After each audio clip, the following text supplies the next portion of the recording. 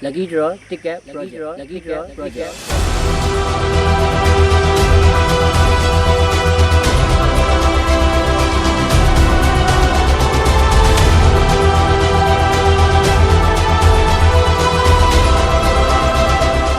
မတ်လ15ရက်နေ့ကနေဇွန်လ15ရက်နေ့ထိ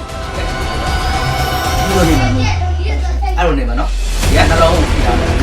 ငါ့ဟုတ်တာအကြလေးထားတာအတန်ကြားတာနှလုံးဒါဟပ်ပြီးကြိုက်တယ်ဒီမောကွဲတဲ့ခါ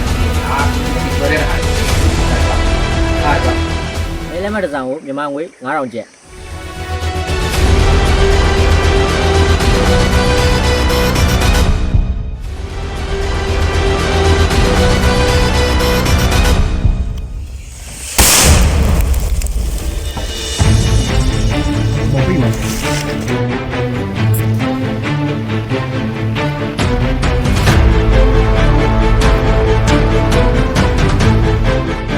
စု30ဒုတိယစု10သိန်းတတိယစု5သိန်းနှစ်သိန်းစု3သိန်းစု5စုနဲ့ဒုစု5000စု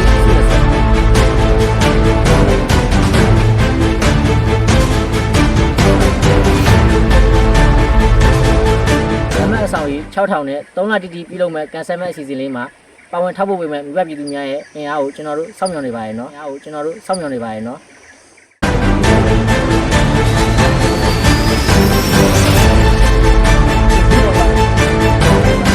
ဒီပဲ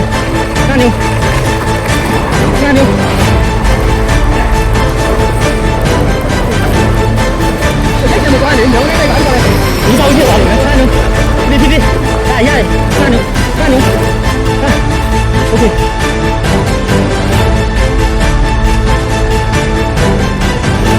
ဘယ်ပြန်ပြန်ရအောင်ကျွန်တော်စောင့်